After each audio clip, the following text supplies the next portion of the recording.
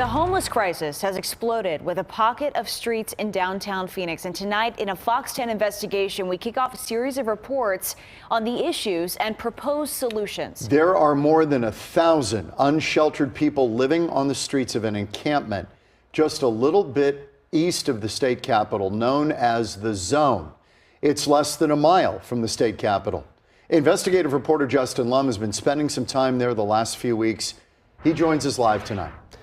John, Christina, a near 450% increase in people camped out on the streets in this one concentrated area compared to this time last year. You may have passed by it or even driven through it. We went to see this unsheltered population for ourselves. What's surrounding Arizona's largest emergency shelter is tough to absorb and very concerning to property and business owners there. How did it get to this point, and what's being done to address this complex crisis? Here's episode 1 of our series, A City of 1,000. Is this normal? Is this a busy time right now? No, this is normal. And quite frankly, it could be 2 in the morning and it'll still be like this.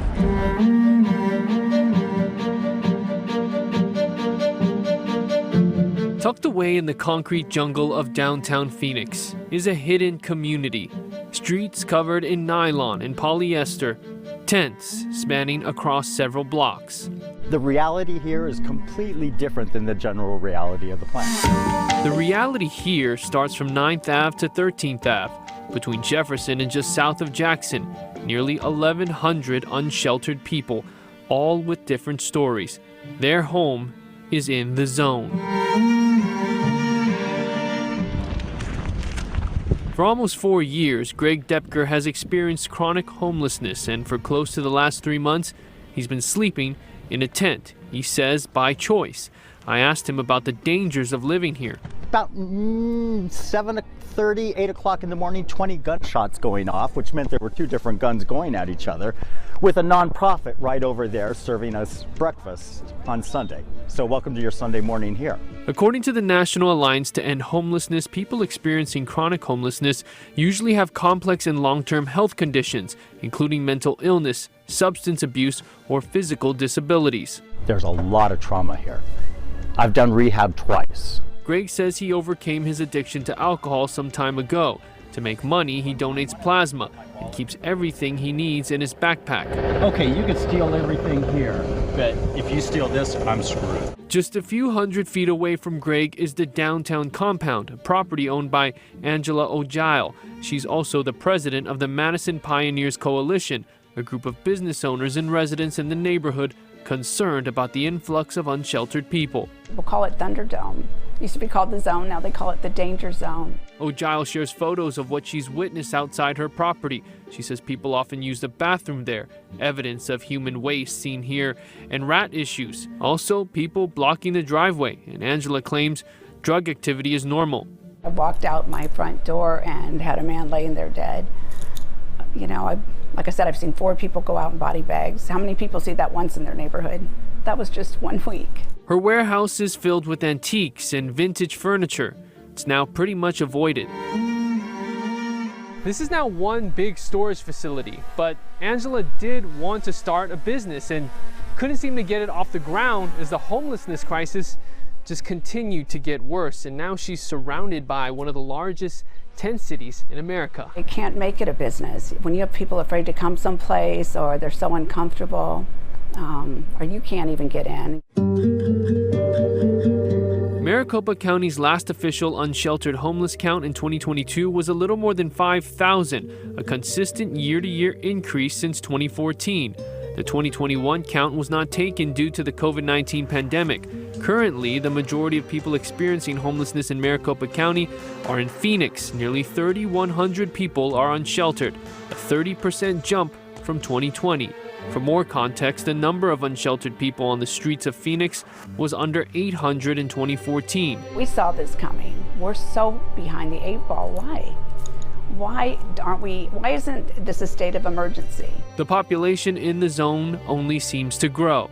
Meantime, the city of Phoenix investing $50 million for homelessness solutions, but patience is dwindling. If Seattle, Portland, and San Francisco, with all of their talent and all of their money, can't not only solve the problem, but it keeps getting larger and larger. How the hell is Phoenix going to do it? Greg believes sobriety and mental health should be prioritized before housing and jobs. Angela is in constant contact with the city and says there needs to be more urgency. Can't just clean it up and make it look good because we got a Super Bowl coming. We've got to care enough about this now and these people out here now. How afraid are you that this place becomes like Skid Row, San Francisco, those places? I would never have thought that that could happen down here, but now I do.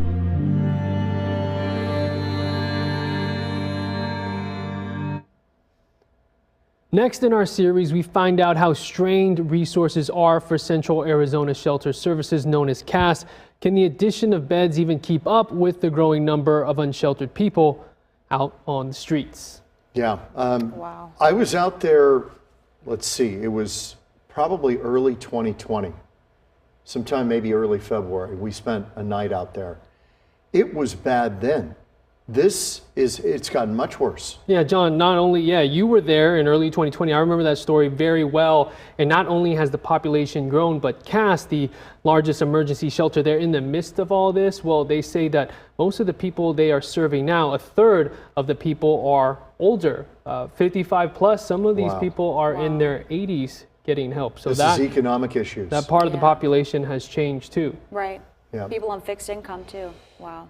Okay, Justin, thank you. Look forward to the next part of this, Justin. Thank you. There's been a shocking rise in homelessness in what's known as the Zone in downtown Phoenix. This is an area you've probably seen it downtown that is filled with homeless, and it's putting a strain on resources. Service providers are just trying to keep up with the growing encampment out there on the streets. And tonight, in episode 2 of our series, City of 1,000, Fox 10's investigative reporter Justin Lum reports on the challenges that leaders are facing. We're back here in the Zone where for the past several weeks, outreach workers have counted more than 1,000 unsheltered people camped out on the streets. In the middle of it all is the Human Services Campus, the main hub for resources near 12th Ave in Madison. Leaders tell us they've been asking for help for a long time now. They're starting to see improvements, but is it all enough? It's a 13-acre campus home to 16 partner organizations. Under the umbrella of HSC, services range from physical and mental health to housing, employment, legal assistance, and food. But for people living on the streets, shelter is top of mind. I sat down with Human Services Campus Executive Director Amy Schwabenlender in the recently unveiled sprung structure named Respiro, which means respite in Spanish. A 6,300 square foot tent with air conditioning and heating. There are 100 beds, relief for the unsheltered. The next phase is to hire staff so that we can be open during the day in order for those 100 people who sleep here overnight to be able to stay in here during the day or to come and go as they need to go to appointments, to go on job interviews, to do whatever they need to do and really have this as their home base. Outside the sprung structure is a mobile restroom unit, 5 bathrooms for men, 5 for women, along with 24/7 access to sinks and drinking water. Schwabenlender says the main goal is finding affordable housing for clients, but that's a major challenge for housing navigators at HSC. It's really emotionally, mentally hard for them to just keep telling people, I don't know when you can move into a home. Meanwhile, there's just not enough beds for everyone living in the Zone.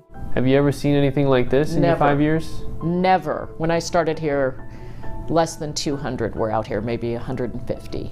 Never seen anything like this. Lisa Glow is the CEO of Central Arizona Shelter Services, or CAS, based on HSC property. The oldest and largest emergency homeless shelter in the state has faced a long-time bed shortage. CAS currently has 470 beds. By June, the mark will finally hit 600. We're under-resourced to the extent we need more funding for more shelter beds. We're hiring, just like everybody across the country. We need to hire more people because we are rapidly growing and we're adding a lot more capacity. Glow is deeply concerned about seeing more older people unhoused. 30% on average of all the people we serve in our shelters are over the age of 55. Many of them are in their 60s, 70s, and 80s, and this number has been going up across the nation for the last several years. The Silver Tsunami, she calls it. CAS plans to open a 170-bed shelter using the old Phoenix Inn near Northern Ave and I-17, bought with federal funding. Project Haven opens by 2023 and will serve seniors over 55, a potential bridge to permanent housing. But therein lies another issue.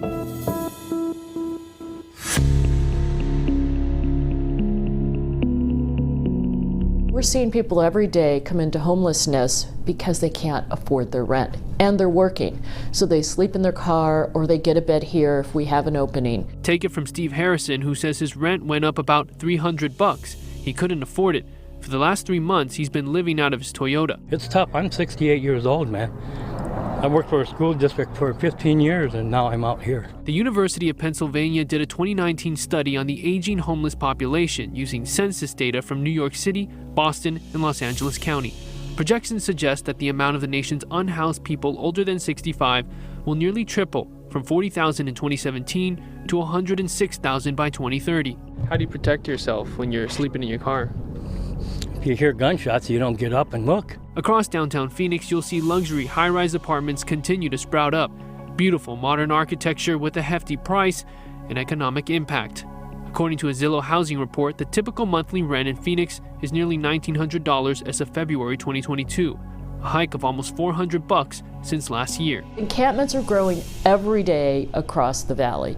So if a neighborhood hasn't been impacted, they probably will be in the near future. The city's landlord incentive program did provide $500,000 to nearly 600 landlords who accepted housing vouchers from those trying to get off the streets. And City Council recently approved increased incentive payments of $2,000. There's an inventory of landlords that are willing to house this population.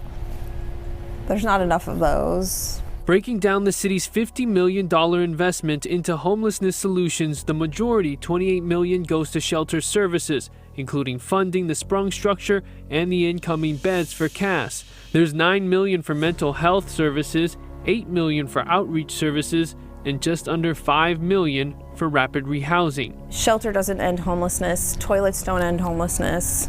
Housing ends homelessness. Steve is saving up enough money for his own place, but for now hopes to get into the city's newest 200-bed shelter opening at 28th and Washington Streets. I love Phoenix.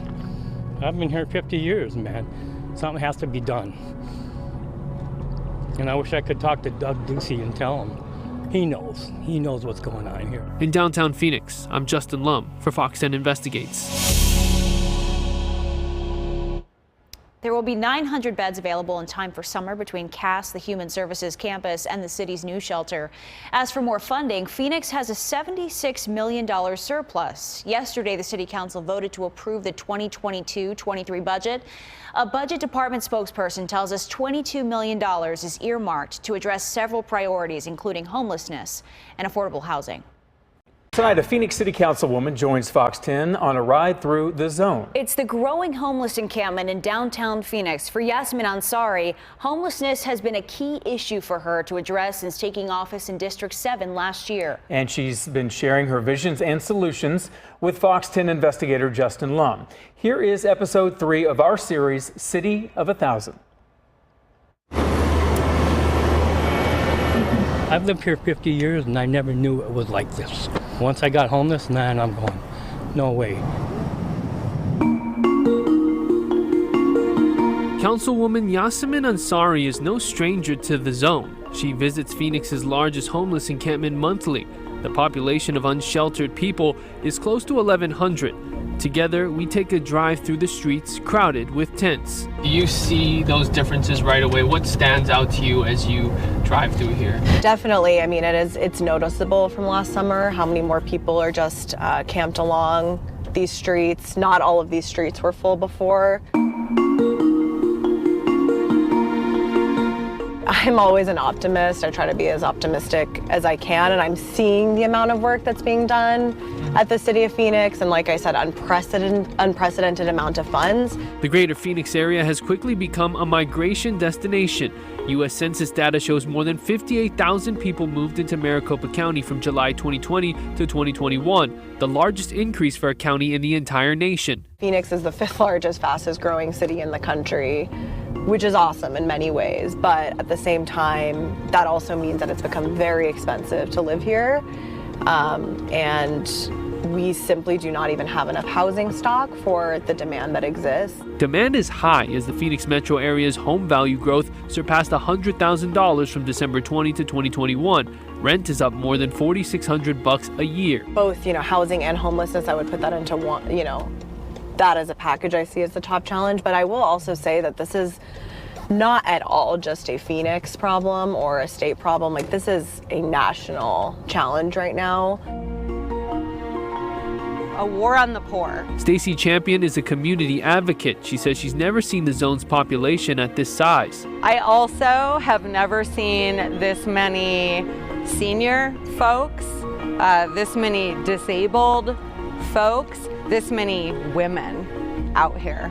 As scorching heat returns to the valley, Champion passes out cooling supplies to those without shelter. In 2021, Maricopa County saw 338 heat deaths, up 4% from 2020, but nearly 70% higher than 2019. Recently, the city had 10 new bathrooms and water access installed on the Human Services campus. Do you think the current amount of water access and the amount of bathrooms here is sufficient for 1,000 plus people just on this block area? It's a start.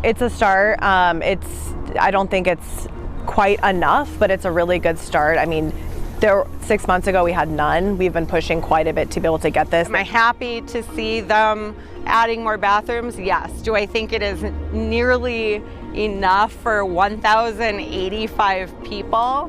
No. Champion says it's taken too long just to get adequate sanitation and water resources for people on the streets. I think that this is a public health crisis of epic proportions, and that the city and the county and the state need to be more creative. Ansari says the city is actively recruiting volunteers to hand out water, cooling station maps, and heat relief items as summer approaches. The homelessness issue here is multi-layered, leaders say, whether stemming from drug addiction, mental illness, or high living costs. We want to lead with services all the time, and so we are, the city's invested quite a bit in our Phoenix Cares program and in working with partners like CBI and other outreach teams who go out and talk to folks, meet them where they're at, and focus on services. The economic impacts of keeping people out here are massive in comparison to what it costs to shelter folks. Ansari tells me there is a variety of solutions on the table for the city, including smaller, specialized shelters, more sprung structures, and tiny home communities. The councilwoman is staying optimistic. A year from now, 2 years from now, I'm hoping that with a lot more availability of shelter and transitional housing that it won't be this bad. The city's Housing Phoenix plan sets a goal of creating or preserving 50,000 homes by 2030 and using 140 city-owned parcels for affordable housing. In our next and final episode, we hear from a state senator proposing his solution, and we speak to a coalition involved in decreasing the homeless count in a major city outside Arizona. I'm Justin Lum for Fox 10 Investigates. Tonight, part 4 of Justin Lum's series on homelessness in the Valley. And the question is, are there any long-term solutions to this? An issue that's affecting cities all across the country. Fox 10 investigative reporter Justin Lum looked outside of our state to see what's working for other communities. Meanwhile, an Arizona state senator claims his bill is a temporary fix for what he calls an emergency. A crisis in the streets sprinkled across the valley, some in clusters, but none more emphasized than one of the largest homeless encampments in America, the Zone in downtown Phoenix. The mayor and the governor can't let this go on. Somebody needs to do something. We've spoken to those experiencing homelessness. This is nothing more than our throwaway society. We've learned what it takes for service providers to help. I think people are stopped here longer than anyone wants to be stopped here, longer than any one of us as service providers want them to be stopped here. And we've met the councilwoman of District 7, where the Zone is populated by more than 1,000 unsheltered people. We couldn't possibly work faster to get more shelter beds online and do everything we can to make sure that we don't continue to grow in this way. So who has a long-term solution? We looked 1,200 miles away in Houston, Texas. Anna Rausch is VP of Program Operations with the Coalition for Homeless of Houston and Harris County. The coalition leads 100 partners made up of service agencies, nonprofits, local governments, and public housing authorities. A homeless response system known as The Way Home, investing $65 million with American Rescue Plan funds. There's also a statewide camping ban in Texas. We didn't put people in hotels. We didn't set up additional shelters. We just put the bulk of it into housing. Rouse says more than 8,000 people have been housed since the first launch. According to the coalition's 2022 Homeless Count and Survey report, the Houston region's unhoused population is down nearly 21% since October 2020 and fell 63% since 2011. There were just over 3,200 people experiencing homelessness across 3 counties on the night of the January count. Where does the supportive case management come in to help people cross this bridge? We use housing first. It's a model that takes someone from homelessness and puts them into a permanent home, and then provides services after they move in. Because it's, and I will say that it's a stereotype that people that are experiencing homelessness have substance use issues. Phase 2 will enable us to continue to holistically decommission encampments and reduce street homelessness to the lowest level of any major city in the nation. Recently, Houston's mayor announced the start of Phase 2. The coalition will invest another $100 million, aiming to house another 7,000 people. When everyone is aligned and making those decisions, you just work together to make sure that the interventions that you put in place are going to address the needs of the community and not just be temporary Band-Aids. It's temporary emergency housing that we need now. Back at the Arizona Capitol, David Livingston says that his bill would be a temporary fix. Republican state senator is sponsoring SB 1581, which would provide $50 million to cities for sanctioned homeless campsites. We have not been successful the last few years addressing it. Homeless, as your reports are showing, are growing. So we have to do this a little differently. So this would be that intermediate step that I think we're missing out on. What Livingston is describing are essentially sub-shelters with bathrooms, potable water, and 24-hour security. He says the camp could be a warehouse, large tent structure, or tiny home site. Nonprofits would be involved with street outreach. The bill is modeled after the Reducing Street Homelessness Act written by the Cicero Institute, a Texas-based think tank. The board's chairman is Joe Lonsdale, co-founder of Palantir. Cicero's model has not only spread to Texas, but it's also been proposed in Georgia, Wisconsin, Missouri, and Oklahoma. Here in Arizona, there's clear opposition to sanctioned homeless encampments. Ultimately, what we are doing is creating a space where people will die, and we'll have to be okay with that. Or we can work together and create new solutions that are proven beyond just encampments. Advocates for people living in homelessness might say this bill criminalizes the unsheltered. How do you respond to that? And do you feel you're just as much an advocate? So the League in Cities and I have had many discussions on that, and that is not the goal. We don't want to criminalize this, but criminal activity is happening down in the zone. People are being raped, drugs are happening, people are dying. So we need to provide alternatives and have the homeless folks choose to get help. Angela Ojal supports SB 1581. Her design studio is in the heart of the zone near 11th Ave in Madison. She says she's been asking the city to do more about the growing encampment faster. She shares photos of the impact on her property, a trashed sidewalk, undergarments hanging on her fence, and that same fence in flames. This was your brother or sister. Would you want them out here for even a night? Whatever the solutions are, they can't happen soon enough. The homeless crisis isn't waiting for anyone. How fast can a city of 1,000 multiply before we even realize it? How did these people find their way home?